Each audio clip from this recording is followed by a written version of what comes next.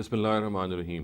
نبوت کے تصور کے حوالے سے ایک اہم سوال جو پیدا ہوتا ہے اور وہ ایک قرآن مجید کی آیت سے پیدا ہوتا ہے، وہ یہ ہے کیا نبی صلی اللہ علیہ وسلم سے کوئی گناہ ہوا؟ اور اس کی وجہ اصل میں یہ ہے کہ سورہ فتح میں اللہ تعالیٰ ارشاد فرماتے ہیں کہ ہم نے ان فتحنا لک فتح مبینہ، آگے آیت میں الفاظ یہ ہیں کہ لیغفر لک اللہ ما تقدم من ذنبک وما تأخر، یعنی اس کا مطلب یہ ہے کہ تاکہ ہم تمہارے اگلے اور پچھلے جو گناہ ہیں وہ ہم معاف کر دیں، یعنی ہم نے تمہیں فتح مبین جو ہے وہ عطا فرمائی ہے، اور اس کا نتیجہ یہ نکلے گا کہ اللہ تعالیٰ جو ہیں آپ کے اگلے اور پچھلے گناہوں کو معاف کر دے گا۔ تو ظاہر سے ہی سوال پیدا ہوتا ہے کہ کیا نبی صلی اللہ علیہ وسلم سے گناہ ہوئے ہیں، اور اگر گناہ ہوئے ہیں تو ان کا کیا معاملہ ہے؟ تو چونکہ یہ معاملہ بہت ساری غلط فہمیوں کا باعث بنا ہے اور بن سکتا ہے، لہٰذا ضروری ہے کہ ہم یہ جان لیں کہ انبیاء علیہم السلام سے جو خطائیں ہوتی ہیں ان کی نوعیت کیا ہے۔ قرآن مجید کے مطالعے سے یہ معلوم ہوتا ہے، اور خود نبی صلی اللہ علیہ وسلم کی اپنی سیرت کے حوالے سے بھی بات معلوم ہوتی ہے کہ ایک نبی جو ہے وہ کبھی بھی اس کی جو خطا ہوتی ہے اس کی نوعیت کوئی جانب نفس کی طرح کی نہیں ہوتی، یعنی ایسا نہیں ہوتا کہ وہ بری خواہشات کے پیچھے پڑ کے یا نفس کی جو خواہشات کے پیچھے پڑ کے وہ کوئی برائی کر بیٹھے۔ اس کا معاملہ ایسا ہی ہے کہ وہ خیر کے معاملے میں بعض دفعہ اتنا زیادہ اس کا غلبہ ہوتا ہے جذبے کا کہ بعض دفعہ وہ اوور زیلس ہو کے، یا آپ سمجھ لیجئے کہ خیر کے معاملے میں زیادہ جذباتی ہو کے بعض چیزیں ایسی کر بیٹھتا ہے جو حق سے متجاوز ہو جاتی ہیں، یا جو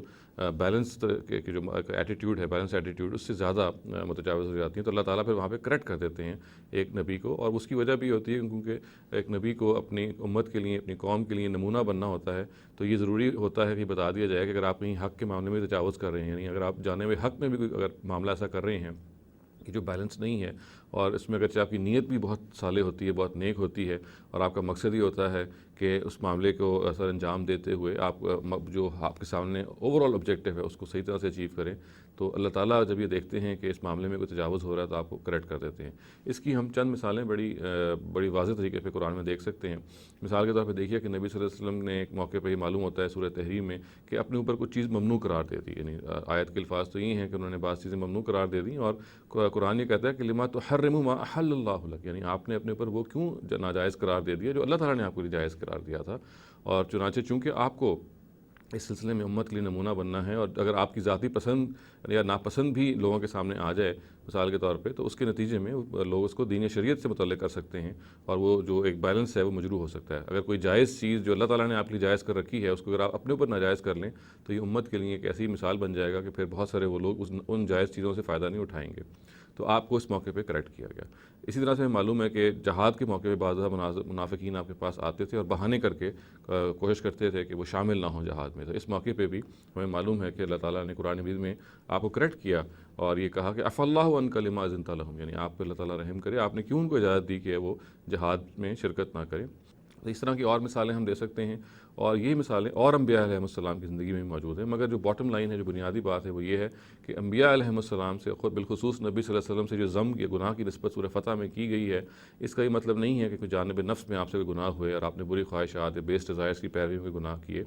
بلکہ یہ ذم اصل میں وہ ذم ہیں جو جذبہ خیر سے پیدا ہوتے ہیں۔ ایک خیر کے معاملے میں آپ زیادہ جذباتی ہو جاتے ہیں، اور بعض دفعہ اس بیلنس کو قائم نہیں رکھ پاتے جو کہ اللہ تعالیٰ چاہتے ہیں کہ آپ بیلنس کو قائم رکھ پائیں، اور چونکہ آپ نے نبیوں کو اور نبی صلی اللہ علیہ وسلم کو ظاہر بطور خصوص اس معاملے میں ایک امت کا نمونہ بننا تھا، تو یہ جگہ جگہ پہ پھر اس تجاوز کو کریکٹ کیا گیا۔ تو یہ ایک خاص حق کے معاملے میں، سچائی کے معاملے میں اور جذبات کو ایک خاص رخ میں کے لے جانے کے معاملے میں چونکہ ضروری ہے کہ